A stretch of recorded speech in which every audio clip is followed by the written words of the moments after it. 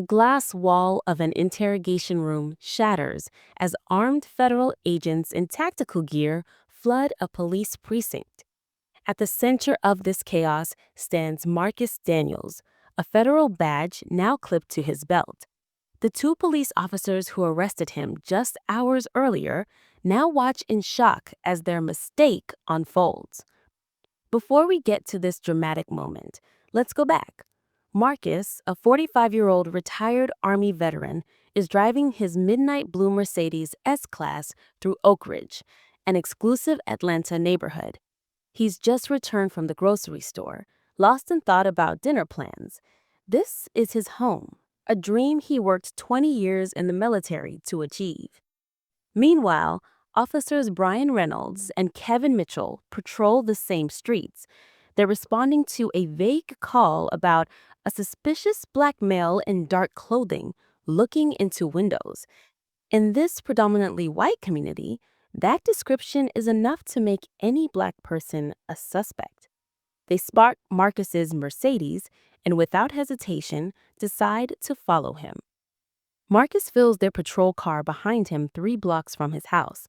The familiar, unsettling feeling of being watched sets in. He drives carefully, checking his speed and keeping his hands visible on the steering wheel, old habits from a lifetime of being black in America. As he pulls into his own driveway, the patrol car's lights flash on, bathing his home in red and blue. He turns off the engine and places his hands at 10 and 2 on the steering wheel. The officers approach, hands on their holstered weapons. Reynolds barks, "Where you coming from, buddy?" Marcus calmly replies, "I live here, officer. This is my home." He offers his ID and proof of residence, but Mitchell scoffs and Reynolds ignores the offered license. "What business you got in Oak Ridge? This ain't your neighborhood," Reynolds says. Despite Marcus's calm demeanor and his explanation that he is a retired Army veteran who owns the home, Reynolds dismisses his words. "Step out of the vehicle, sir. This is just routine," he commands, claiming they are investigating a burglary. Marcus, knowing better than to argue, slowly and deliberately steps out. The officers immediately move in close, positioning themselves in an intimidating way. Before Marcus can speak, Reynolds spins him around and pushes him roughly against the car. The cold metal of handcuffs bites into his wrists as the officer secures them too tightly. Marcus winces, but remains silent, his dignity the only defense he has. He asks why he is being detained. "You're matching the description of a burglary suspect," Mitchell replies, beginning to search his pockets without consent. Suspect is described as a black male in dark clothing. "That could be anyone," Marcus points out. Reynolds smirks, "Not in this neighborhood." The officers proceed to search his car without permission. They find his prescription heart medication and immediately hold it up as if it's illegal. "What's this? Drugs? More evidence of your character?" Marcus feels rage building, but keeps his voice level. "That's prescription medication for a heart condition I developed during my military service. My name is on the bottle."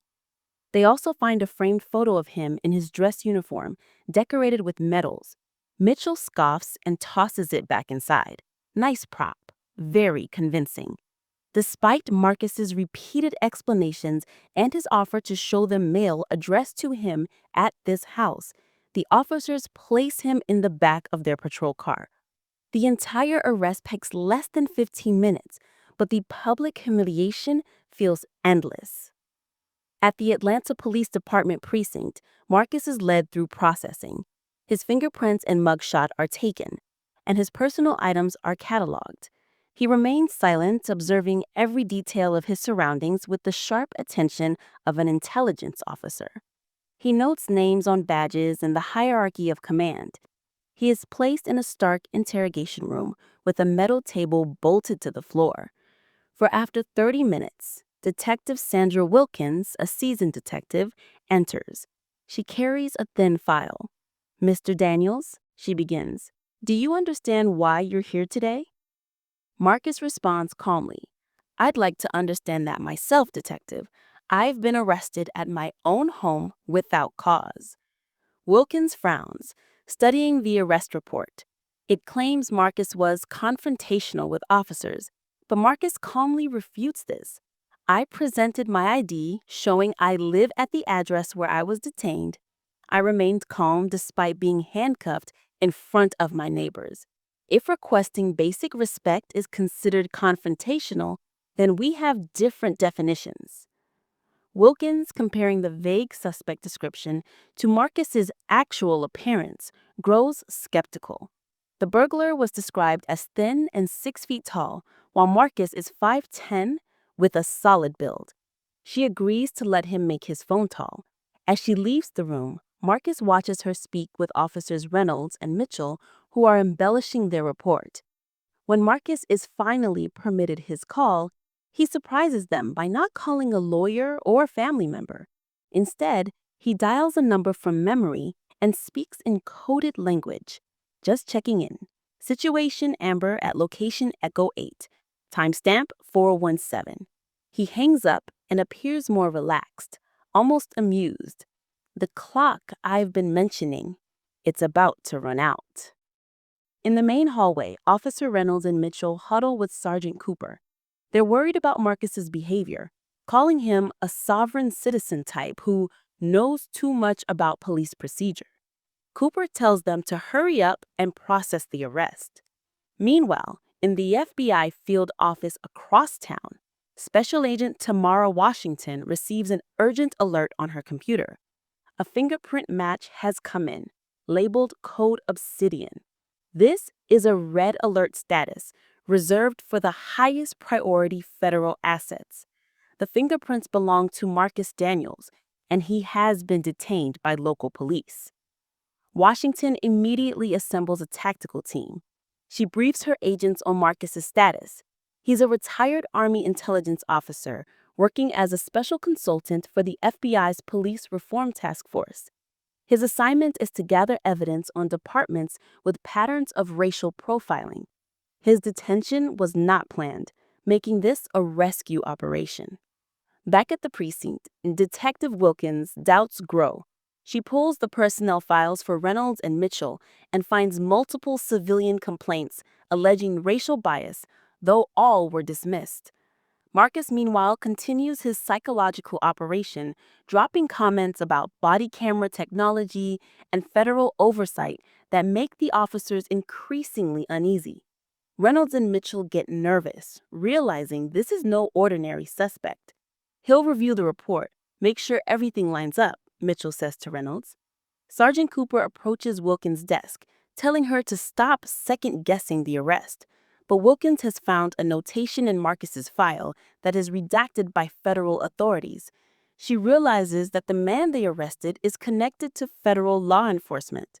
She slips back into the interrogation room and tells Marcus, "I think there has been a misunderstanding." Marcus smiles. "The clock I've been mentioning, it's about to run out." Marcus requests a private meeting with the 3 officers involved, Reynolds, Mitchell, and Cooper, along with Detective Wilkins. When they arrive, he stands for the first time since his detention. His posture is transformed. His shoulders are squared and his eyes are sharp and commanding. "Gentlemen, lady," he begins. "I think it's time we clarify the situation. You have approximately 3 minutes before this conversation becomes much more complicated." Mitchell laughs nervously, but Marcus continues.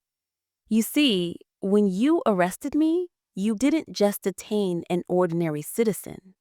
You interfered with an ongoing federal investigation." Cooper steps forward aggressively, but Marcus cuts him off. He recites detailed information about Cooper's service record, including civilian complaints and excessive force incidents. He then reveals that Reynolds has been the subject of 8 racial profiling complaints, and that Mitchell has sent explicitly racist text messages to fellow officers. The officers are stunned. The power dynamic in the room has completely shifted. Outside, a front desk officer notices 4 unmarked black SUVs pull up. Special Agent Tamara Washington, FBI, enters, her badge held high. "We're here from Marcus Daniels," she says, her voice leaving no room for argument. More tactical agents follow behind her. Back in the interrogation room, Marcus checks his watch. "And now, gentlemen, our time is up." Right on cue, the door opens and a uniformed captain announces there's FBI agents in the building demanding the release of the suspect. Cooper turns to Marcus, fury and realization warring on his face. "You son of a—" Marcus cuts him off with a cold smile. "Careful, Sergeant. Everything in this room is being recorded. I'd consider my next words very carefully if I were you." The precinct erupts into controlled chaos as FBI agents swarm the building. Captain Richard Bennett, the station's commanding officer, pushes his way into the interrogation room. "Who authorized federal agents to enter my precinct?" he demands. Washington calmly introduces herself and explains that they are holding a federal asset who was detained while gathering evidence for an ongoing investigation. She hands Bennett a warrant authorizing them to retrieve Marcus and any related evidence. Outside, more FBI vehicles arrive, including a mobile command center. Local news vans, tipped off by the federal presence, also begin to appear. An agent carefully removes Marcus's handcuffs. Washington watches the officers who arrested him, her eyes cataloging every detail. Marcus rolls his shoulders, working out the stiffness from the restraints. He then asks for a moment to speak to the officers. Washington nods, remaining close by. In a calm, authoritative voice, Marcus explains what happened. "Officers Reynolds and Mitchell, approximately 5 hours ago, you detained me outside my residence based solely on a vague description of a black male in dark clothing. Despite my providing identification showing I lived at that address, you proceeded to handcuff and arrest me, search my vehicle without consent, and bring me to the station where I was denied timely access to communication. Do you deny any of these facts?" Mitchell tries to justify their actions, but Marcus points out that the description could have fit thousands of black men in Atlanta. "Your actions today will now become part of a federal case study on biased policing practices." Detective Wilkins, seeing the situation unfold, tells Washington that she had concerns about the arrest. Washington acknowledges her, stating that Wilkins's actions will be noted in their report. In the captain's office, Bennett faces Marcus and Washington, his initial bluster gone. "What exactly are you investigating?" he asks. Marcus places a tablet on the desk, revealing data on racial disparities in police stops and searches. For the past 18 months, the Department of Justice has been gathering data. Your precinct shows some of the most troubling statistics. Black drivers are 6 times more likely to be stopped than white drivers in your jurisdiction. Washington explains what will happen next. Reynolds and Mitchell will likely face federal civil rights charges, and Sergeant Cooper will be investigated for his role. The department will also face a federal consent decree, operating under direct federal oversight for a minimum of 5 years. Marcus requests another meeting, this time alone with Reynolds and Mitchell. He tells them he's not there for an apology, but for them to understand the consequences of their actions.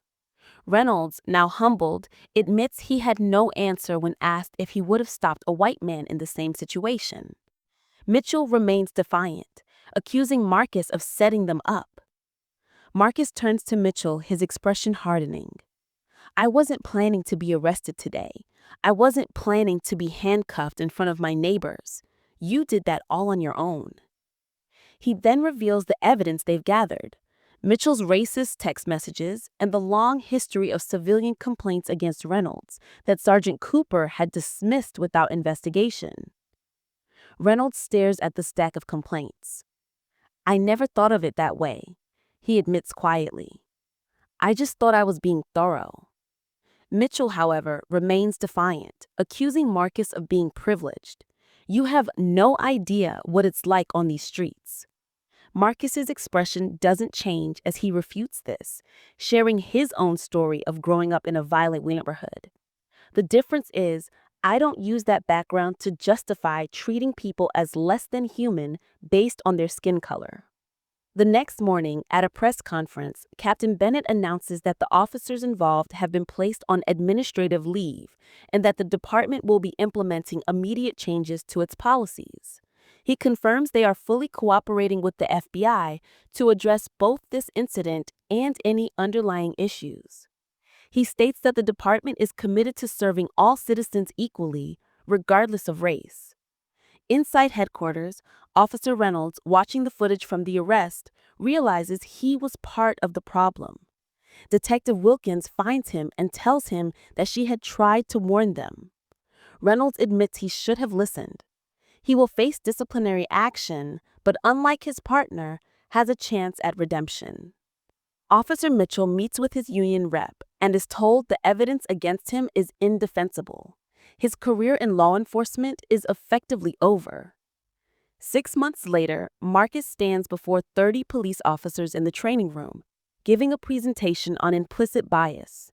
He explains that it's not about being a bad person, but about acknowledging that everyone has biases that affect their judgments. Among the officers is Brian Reynolds, who has been assigned to a community outreach role. The department has undergone a transformation with new body camera protocols, a civilian review board, and data tracking for every stop and arrest. Marcus later meets with Captain Bennett and Lieutenant Wilkins, who now heads the department's new Accountability and Community Trust Division, and they review the progress. Bennett notes a 40% reduction in discretionary stops of Black drivers and a 60% increase in community engagement. Marcus stresses that reform has to become part of the department's DNA. As Marcus drives through his neighborhood, he notices a change in the way his neighbors interact with him. They no longer watch him with suspicion. Dr. Parker, who had watched his arrest without intervening, apologizes and asks him to lead the neighborhood's new community relations committee. The story ends with Marcus accepting a role with the Justice Department to lead a police reform initiative in 5 other cities. He realizes that while his wrongful arrest was a painful experience, it served as a catalyst for meaningful change, proving that resistance is just transformation in its early stages. The journey from a 17-year-old boy being treated like a criminal to a man leading a federal reform effort was long, but it ended with a small victory in a lifelong battle for equal justice.